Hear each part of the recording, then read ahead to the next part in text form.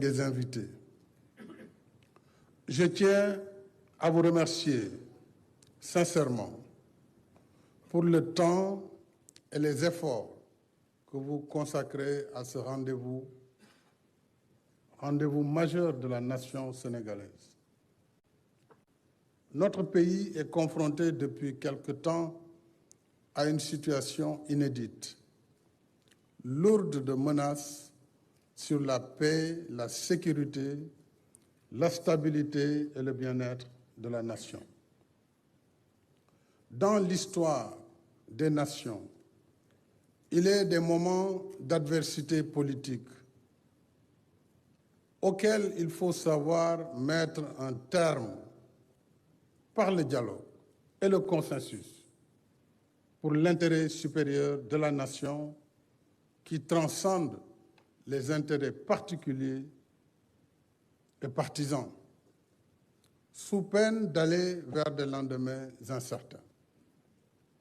Ce temps est venu pour la nation sénégalaise, parce que la vie des nations transcende la vie politique et appelle tout un chacun au sens des responsabilités et de la patrie.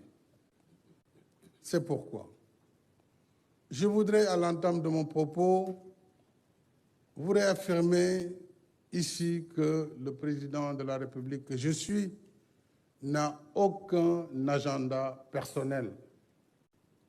Je tiens à réaffirmer de façon claire et nette que le 2 avril prochain marquera la fin de mon mandat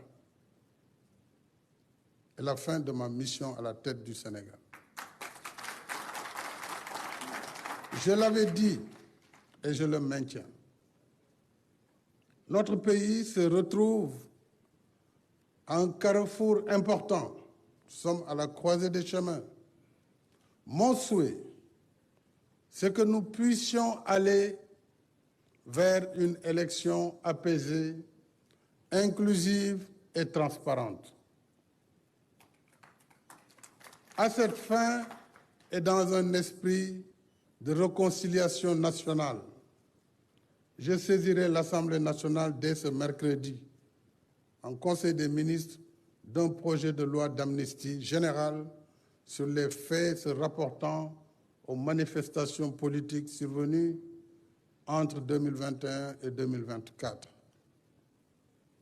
Je souhaite, au-delà du souci légitime de justice et de redevabilité, que l'amnistie et le pardon, par leur vertu salutaire pour la nation, nous aident à surmonter ces moments difficiles afin que notre cher pays se réconcilie avec lui-même en remettant toutes ses forces vives autour de l'essentiel, c'est-à-dire la sauvegarde de notre unité nationale, toute sensibilité confondue, et la préservation de l'état de droit et de la République.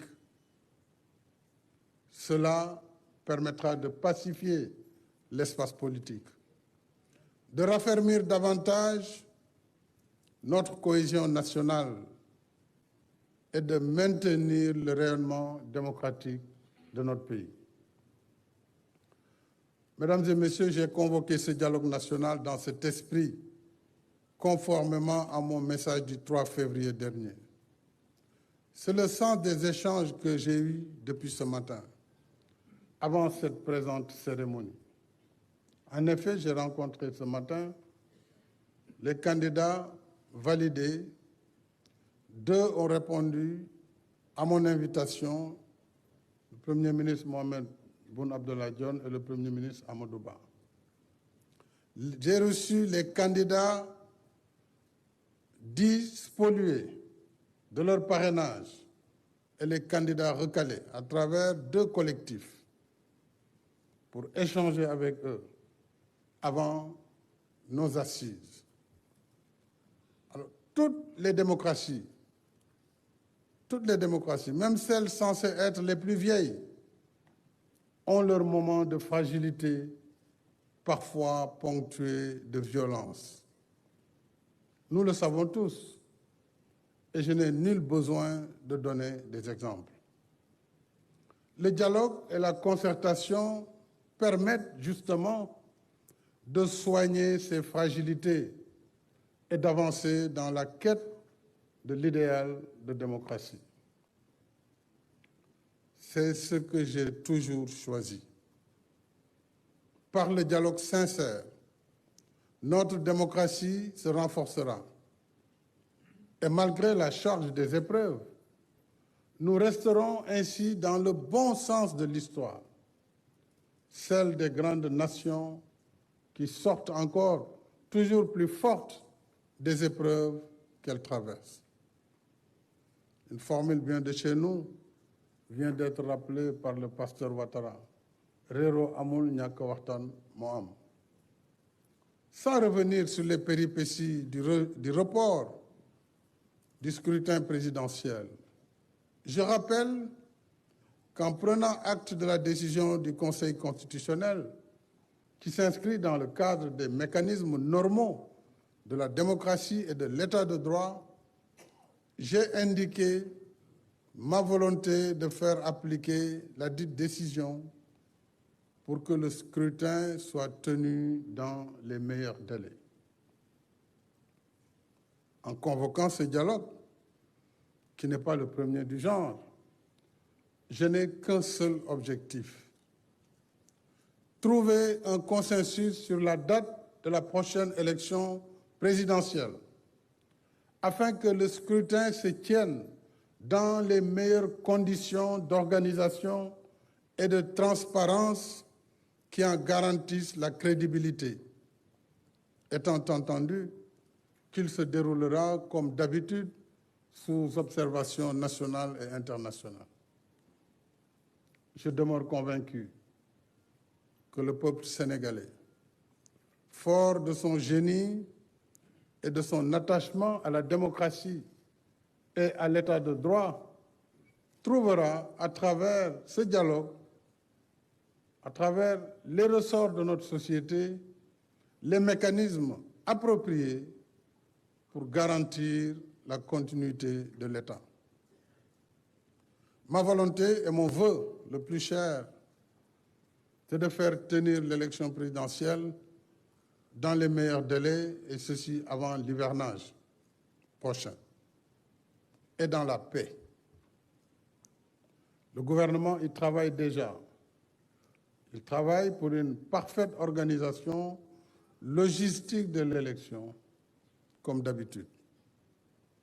Alors, mes chers compatriotes, dialoguons, restons sereins, responsables, pragmatiques et efficaces. Chacun de nous doit se transcender et s'élever à la hauteur du Sénégal que nous voulons. Un Sénégal de paix et de stabilité. C'est ce qui confirmera notre grandeur d'une nation unie par une histoire et un destin commun. Ce temps du sursaut et du dépassement devrait aussi consacrer le pardon, l'oubli et la réconciliation pour la paix indispensable à la cohésion nationale et à la poursuite de nos efforts de développement.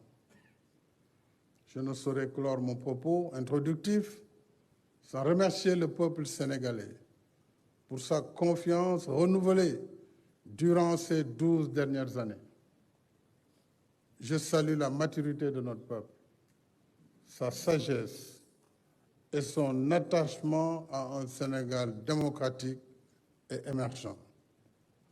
Comme je me plais toujours à dire, nous sommes parce que le Sénégal est.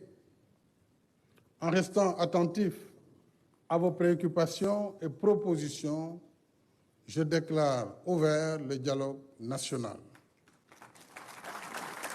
Vive le Sénégal et vive la République. xam naa ni mbokk yi